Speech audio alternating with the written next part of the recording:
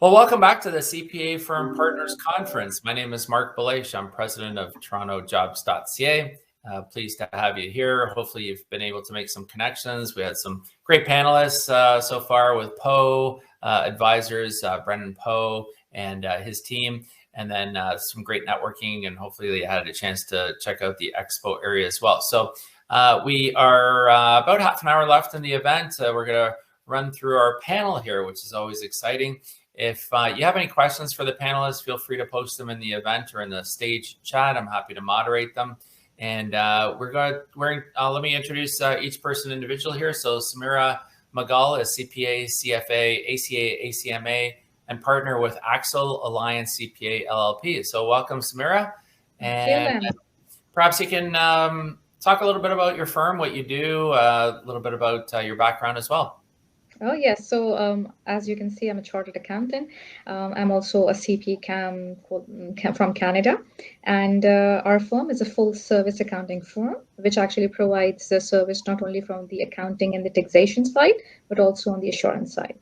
So yeah, so that's what we do. That's our day-to-day business. Terrific. And Paul Gambino is partner at Avvio Fine Homes. Nice to see you again, Paul. And if you want to talk a little bit about Avvio and yourself, and as a CPA CA as well. Sure. Yes, I'm a CPA CA, as you said. Been doing this now for about 7-8 years with my brother. We build custom homes in the GTA, Terran warranted homes, Energy Star licensed, and whether it's a design build project from start to finish, we take care of everything for the client, or just construction, whether that's management, project management, general contracting, or our developments where we're building homes and selling them on the market, all quality custom homes with great architecture in the GTA. Excellent. Nice to have you here. Daniel Steinfeld is CEO, co-founder On the Block Realty and On the Block Auctions. Welcome, Daniel. Nice to see you as well. Maybe for those that don't know you, if you want to give a quick overview of your company and yourself as well. Sure. I am also, I'll complete the trifecta. I'm a CA CPA also. And right now, for the last several years, I started On the Block Realty and On the Block Auctions, which is a full service, the brokerage side is a full service real estate brokerage based out of Vaughan, Ontario, serving Southern Ontario. And we've also built what is right now Canada's only real estate based auction platform, allowing transparent bidding, which is something that has become increasingly more of a hot button issue in real estate, especially in the GTA and in hot markets, where we offer the ability for people to auction off their homes. So still using a realtor and still having all of the bells and whistles you expect from a full service brokerage, but with the one big difference being the transparency of the bidding process that allows everybody to see what everybody else is bidding and make informed decisions when they're making a pretty big purchase of a home. Excellent. Well, thanks, Daniel. So maybe start with Sumera here, and kind of what are the changes? Like, what's happening out there when it comes to working with businesses? What should maybe businesses should be want to be aware of? Trends, what you're seeing from your perspective. Oh, you're on mute as well, Sumera. We lost. I think I lost Sumera there. For a second. Oh, there we go.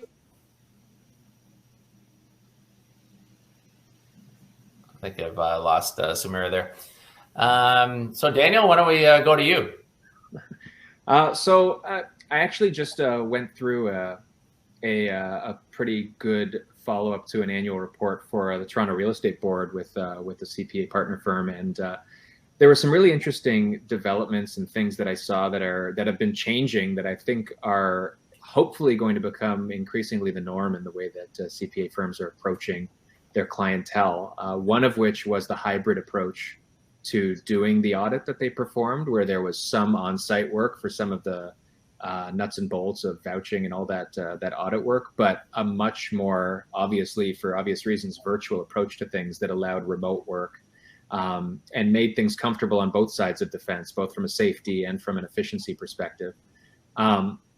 The other thing is just the overall approach to the way that this work is being done in terms of identifying the risks, and it being still obviously about the numbers and about the debits and credits and all that and the assurance associated with that. But there seemed to be a much greater sense of the intangibles that our world and businesses are facing right now from a risk assessment perspective that made it a lot easier to both evaluate how this particular organization dealt with the last year and also prepare for some of the potential pitfalls upcoming with the way the world is changing.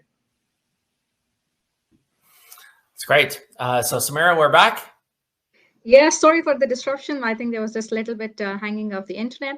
Yeah, so in terms of your question that you were saying that what are the recent changes we are seeing? You have seen the pandemic has hit us for like almost a year and a half ago, and we all are actually stabilizing ourselves in that. And what I have seen is like the biggest disruption in the industry is that everybody's now investing more in technology, and they're trying to create like digital relationships specifically. So I have seen the most recent trend is digitalization of relationship, and like you can see it here also, we are having a meeting on an online platform, and it's as good as have a networking experience that we have like when we are on ground. So these are the recent changes for which we all have to adapt to get and infuse in the market. Excellent.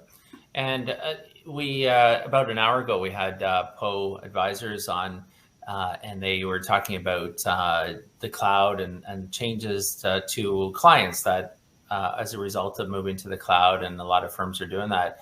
What are you seeing from your perspective, and how is that impacting clients like companies like Daniel and Paul run? Sumera. You've lost her again. Oh, there we go. Is that okay? Can you hear me? Yeah, I can hear you now. Yeah. Okay. Yeah. So like as you've seen that now the clients also like those people who were actually working on the paper-based environment, they were the one who have struggled a lot. So now it's again the time to go for a paperless work, more about like working on the cloud technology, going onto digital platforms, making sure that you are now collected through cloud so that you can deal with your clients as and when there's a need. The data is actually available in the servers here. So I see that again, it's going to the paperless environment, and this is now the need of the time as well. Yeah. And Paul, what are your expectations, and maybe how have they changed over the last, 2 years, 5 years, maybe through COVID and all that kind of stuff from an external accountant's perspective? From a technology perspective, I guess we were already geared to working remotely. I've been working at home since we started the company, and because most obviously our work is at job sites, between my brother and our employees, we were already using, a tablet-based or phone-based software for project management. But to do with what Sumera was saying, I think that the cloud remoteness technology has all been pushed forward dramatically because of this extreme need that we face right now. And I think that's going to extend to obviously the finance world, the accounting world, all types of service organizations where we're not going to be so limited by space anymore, location. So it'll be interesting to see. Obviously we have a regulated environment, not just home building, but also accounting services. Be interesting to see the use of workforces and technology moving forward. And Daniel, any further thoughts on that? Well, yeah, I mean, there's no question that this is, I don't know if it's a tipping point, because as Paul said, I mean, a lot of people had made the switch well before the pandemic to being remote and to being virtual, but the need and requirement to have that now, I think, has expanded, where people were able to get by with whatever systems they were on. You're now behind or left in the rest of your industry's dust, regardless of what industry you're in, if you haven't been able to adapt to some sort of at least a hybrid environment where you're able to be virtual or remote. I mean, in our company's case, we built a new office a month and a half before the pandemic hit, which was not the best decision in the world. It's effectively been empty since then. But to have the infrastructure and to always be focused on trying to stay ahead of that tech curve, especially in an archaic industry like real estate. It's catching up now, but you'll see in every industry, companies and platforms and technologies are just showing up more than ever before to address problems that historically have been limited because of the fact that there was nothing other than the pen and paper way of addressing things. So it's only going to pick up more as time goes on. Mm-hmm. And Daniel, you mentioned earlier about the auction and the ways that people buy houses and how that may be changing. Do you want to talk a little bit about that and what changes you might be seeing or people might be seeing? Yeah, I mean, beyond just the obvious problem of people who are frustrated, whether it's not even just the GTA anymore. Like I said, like there's bidding wars and competition. I mean, the initial problem and the reason that this is all happening is that right now demand outweighs supply to such a massive level that there's so much competition that's driving prices up. That's why we need more people like Paul to just keep building stuff so people can buy more houses. But from the tech side, and why this is impacted and why what we're doing is so useful is that people have access to more information now than ever before as well. And people expect more information because you can get everything on one of these. And real estate has been sort of in that world where you can get a lot of information, but the information people really want is what's been kept from them, right? Like, how much do I have to pay to buy this house? So the reason that we introduced it, I mean, transparency is very key, but really, again, whether it's millennials or whether it's people who are just really identifying and using technology in every facet of their lives, the big reason for that is they want answers to their questions at the tips of their fingers all the time. And the more information you're able to provide and organize in a way that's easy to digest for people, I think the better you will be equipped to whatever the problem is to gain clients, retain clients that way. People just like having access to what they want when they want it. Mm. Good point. And Sumera, what are you seeing expectations from your clients? Like, how has that changed through COVID? What they expect, what they want, what they don't want? I think this is the time to actually reimagine the future, and especially for accountants like us. It's not only like, previously it used to be you're working on your computers, you like, especially in the assurance side when we used to go for the inventory counts. Now there are the trends that now the companies are using drones to do the inventory count. So virtually like aligning yourself using artificial intelligence so that you can minimize your time, redevise and redesign how the audit is used to be done in the past. Even in terms of the bookkeeping side, so things have changed. So we have to align ourselves to come up with those changes. So those people who are from the accounting background just have to revamp themselves so that they become aligned with the new strategies that are being used in the market. And these are the similar expectations that clients will have from you. So they do not want those traditional accountant to work the way they used to be with lots of these paper files, with these big envelopes and these files sitting on their offices. I think now the idea is that you work with the best available softwares, next with the artificial intelligence, using the best technology available, not only to minimize time, but also to reimagine and revamp everything so that it's convenient for you to virtually deal with them, as well as it's easier for the client. And are you seeing your clients kind of very much demanding to do their own thing as much as possible? Or are they still reaching out to you for more complicated? Like I see even like QuickBooks puts out, do your own T2s, do your own T1s. Is that making it more of a commodity and less of a, professional, I need the interaction, I need the advice? Yeah, so see, I think there are two types of clients when we see it in the industry. One are the type of clients who are intelligent enough to manage their business themselves, and then there are the ones who need help. Those who are intelligent enough to deal themselves, the product that you sell to them is the consulting side. You're not going to tell them that we are going to be filling up your T2s and T1s and HST returns, because with having this QuickBook online available, they can quickly take out the data that they need for their GST, HST, T2 returns. So over there, our job role is to provide them consulting service, to help them how to manage their business as well, so that they can not only produce the better numbers, but they can also help them out to maximize the efficiencies, to manage their business as well, so that their taxes are being managed well, they are structured well, so that the risks are going to be managed well. So over there, our job is more towards the consulting side, not like going through the numbers plus and minuses. And then there's a type of clients that you have who actually needs the helping hand in actually managing their numbers or how they even do the bookkeeping. So again, it's a time for us to decide as to which kind of client and which kind of market we are targeting into. So if you're going for a bigger client, I think that the more idea is to give your manly input that is needed over there, because of course the softwares, they're able to do things that you were used to doing in the past. That's why it's not only doing the bookkeeping, putting the numbers correctly, it's more like strategizing them, help them out, how this can help them in the business. Gotcha. So my name is Marc Belaiche. I'm president of TorontoJobs.ca. Sumera Mughal is CPA, CFA, ACA, ACMA, and partner of Axel Alliance CPA LLP. Paul Gambino is partner at Avvio Fine Homes, and Daniel Steinfeld is CEO, co-founder on the Block Realty and on the Block Auctions. So if you have any questions, feel free to post them in the chat. Happy to moderate them as well. So changing the subject a little bit, maybe to you, Paul, and that is through the last 18 months or so, there's been a lot of government programs, support programs, and so on in place. You know, what are your thoughts overall? Like, you know, has the government done too much, too little to support business?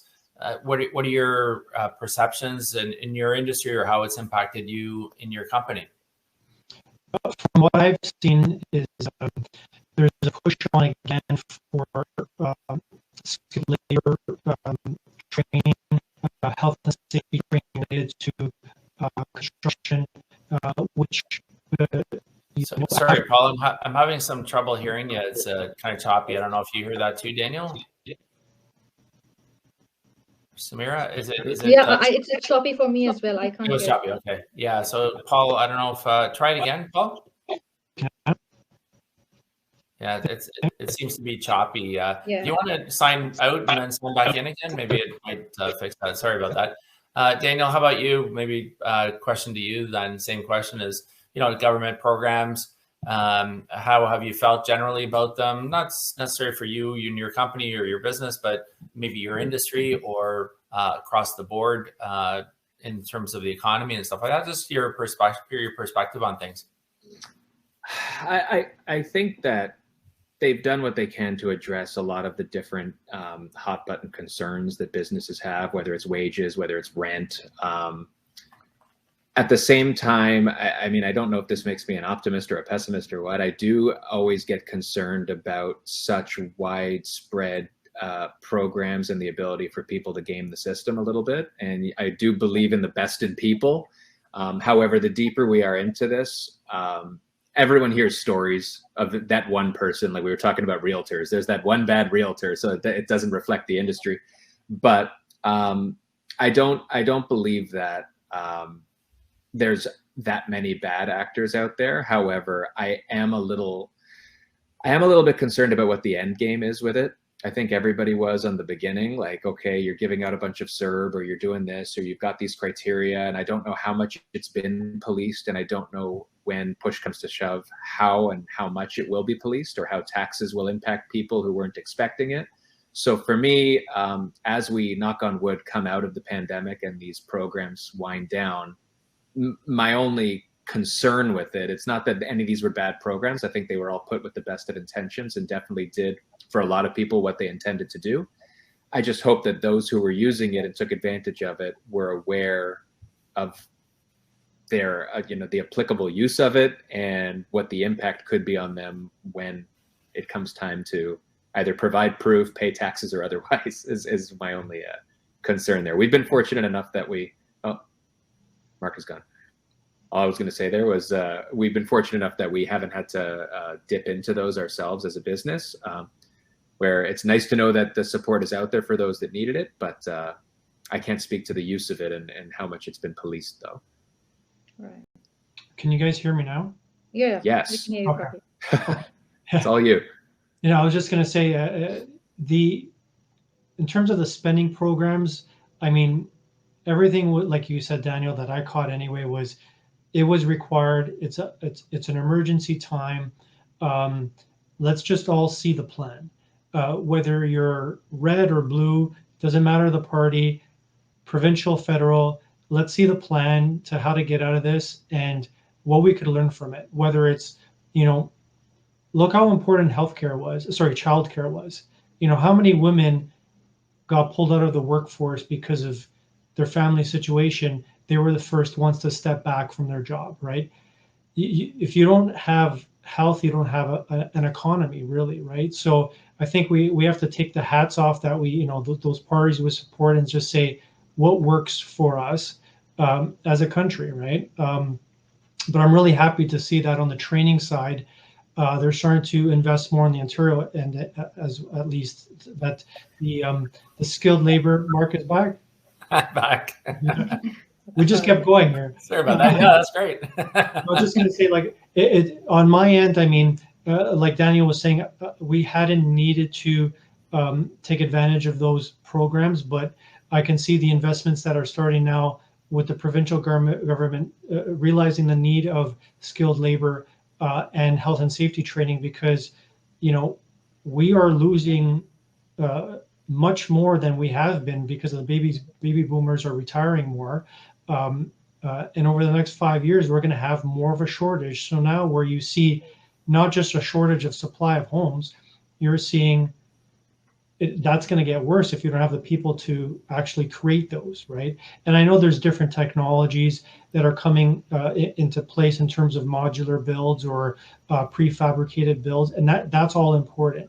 But in the end, you need the people that do the work, and I think that we have to all push in that right direction. And Sumera, what do you see in terms of labor and supply and government programs? You must have created more work for you, I gather. Yeah, so like, for us, definitely it was, you can say it was like, blessing in disguise for us, especially people are working in our offices, because it's difficult for them to understand what were the criteria for the rent subsidies and wage subsidies. And it was a day-to-day work created for us. However, on the other end, we also have realized that because of CERB available, like everybody's getting $2,000 staying at home, there was this certain type of workforce which was on this particular pay scale, and they were not interested to work. Like they said, if we can sit at home and get the money, like I know like a couple of my clients who have this reception people who are working on similar salary scale, and they said, oh, we can sit at home, earn $2,000, do nothing, and take care of our kids. So why should I come back to work and earn? So like, especially we have seen this disruption in the market, like especially that stock that you were looking for the health was not available. And I think this was, again, like misuse of the opportunities that was provided in the market.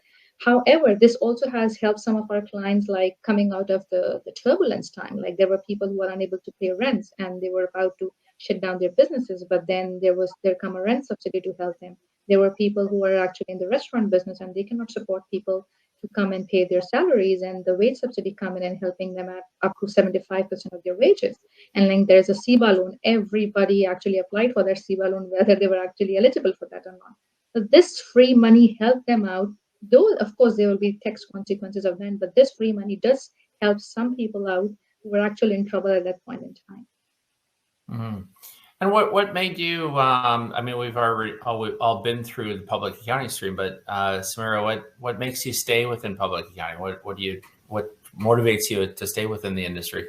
So basically, I worked for people for a good 8 years, and it was like in 2017 when I decided to actually incorporate my own firm, and then I incorporated that in UAE, and then moved here in Canada. And not only staying in the public accounting, I also have passed my PDPA exam and working toward the licensed public accountant as well. And the main reason that pulls me in this business was that, number one, I feel that working for somebody, you work hard and somebody else is getting money out of it. But when you're in your own business, you work it, you earn it, so you get the fruits out of it as well. Secondly, the good part of the public accounting is like you learn about all types of businesses you are dealing with. So like at one point in time, I'm dealing with a truck driving school. I know how their business model work. And another point in time, I'm dealing with the manufacturing side. I know how a private career college work here. I know how a consulting industry work here. I know how a contracting company works. So this gives you a very good horizon of learning and experience, especially like what kind of regulatory environment they are in, how things are moving on. So I feel that working in the public accounting gives you the best opportunity to stay up to date with the laws, the regulations, the standards, And this thing I have noticed, like the 8 years I was working in, there was a similar type of job that I was doing on. And after certain years, I feel it's a reputation. But staying in public accounting, there's never reputation. You learn every day is a new learning. That's good.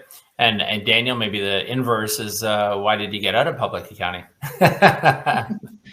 You know what? It's been a whirlwind. I mean, it wasn't. In some way, it was by choice, because initially leaving public accounting, it was for what I guess at the time would have been deemed a dream job. It was our football team in Toronto called me out of the blue and offered a position. So when you're a football fan and you're in your 20s and your football team calls you and offers you a job, it doesn't matter what you're doing for a living. You pick up and go.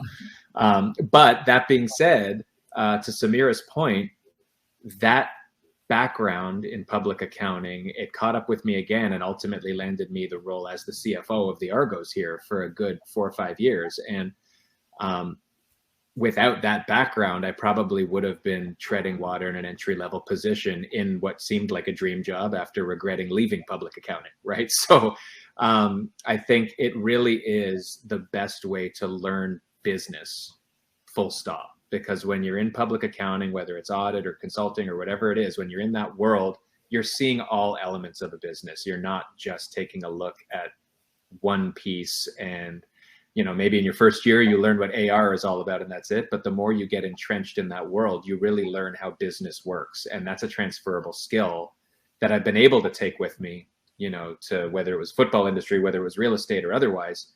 And so I've left it in terms of title, but it hasn't left me entirely, if that makes sense. Absolutely, yeah. And Paul, we just have a couple minutes here, but Paul, I wanted to, you mentioned your brother before and kind of your business and so on, but, you know, what's it like, you know, any leadership tips that you have for, you know, running a business, you have some kind of partnership or whatever with your brother or whatever however it's set up, but, you know, maybe talk about that, maybe some, something that you learned through COVID about you being a leader and running a business through these challenging times for the last 18 months. Yeah, I think we can all acknowledge, I mean, no one could have prepared for this, but as a business owner, as a leader, just taking a step back and saying, what's our goal here? What are the priorities? The things that didn't matter became apparent. Health and safety, you know, site safety, updating policies, getting different documentation in order, but also acknowledging your limitations. You know, health and safety is complex to start with, and during a pandemic, you know, good luck, right? So we already had a health and safety consultant. It was actually not that difficult with them on board, but there was a lot of changes in a short amount of time. So it's just about getting the culture around safety on the sites, which is always a sort of a difficult subject, let's say, with some of the workers that deal with homeowners, because they're not used to being pushed to do things the way we do them. So there's a bit of a culture change, but overall, I just found that we're all in the same boat. We're all helping each other to get through this. Some people, as you can see, still don't believe there's an issue. So, I mean, I don't know what, you know, you can't really get through to that if it's been this long. But most people were all on the same page saying, yes, and even holding us accountable. If they saw something that they thought, oh, maybe you should do it this way versus this way, we said, sure, let's do that, because that makes it better for everybody. So I think that part and parcel with that is just taking a step back from work, not holding on so tight, getting rest, you know, and the simple things, right? Eating right, sleeping, exercising, maintaining your social connections. And in the end, it's just work. If you're not healthy, it doesn't matter, right? Very good. Good points. Well, thanks to the three of you. Thanks for coming, everybody, to the Canadian CPA Firm Partners Conference. Today's event presented by TorontoJobs.ca and powered by Event Logic with a K.ca. My name is Marc Belaiche, president of TorontoJobs.ca. Sumera Mughal, CPA, CFA, ACA, ACMA partner, Axel Alliance CPA LLP. Paul Gambino is partner at Avvio Fine Homes, and Daniel Steinfeld is CEO, co-founder on the Block Realty and on the Block Auctions. How did you like today's event? Let us know. We'll send you a survey to complete within the next 24 hours. I want to thank all the speakers and the team today, the panelists as well. TorontoJobs.ca. If you have any staffing needs, feel free to email us, sales@TorontoJobs.ca. Poe Group Advisors was also a sponsor today, and they have practices located in the USA and Canada, and their company is known for their seamless process as well as their efficient and diligent approach to facilitating the buying and selling of CPA firms. Guhuza.com, Guhuza.com is a new recruitment platform now available. Check out Guhuza.com. There's lots of upcoming events, the Lawyers Conference, the Executive Leadership Conference, the Accounting Conference, Sell Your Business Conference. These are all happening this fall. Visit TorontoJobs.ca/news, NEWS, for more information. And make sure to check out, if you follow me on LinkedIn, I am part and own a number of LinkedIn groups that you might be interested in joining. Chartered Professional Accountants of Canada, Toronto Chartered Professional Accountants, Halton PLCPA Ontario Association. These are just examples. So just check with me or connect with me on LinkedIn, and you can see the groups that I'm part of as well. And I want to thank again the three of you, and thank everybody for coming here today, today's event, and wish you the best and stay safe and take care and see you soon. Thank you. Thank you so much. Thanks, Marc. Thanks. Take care.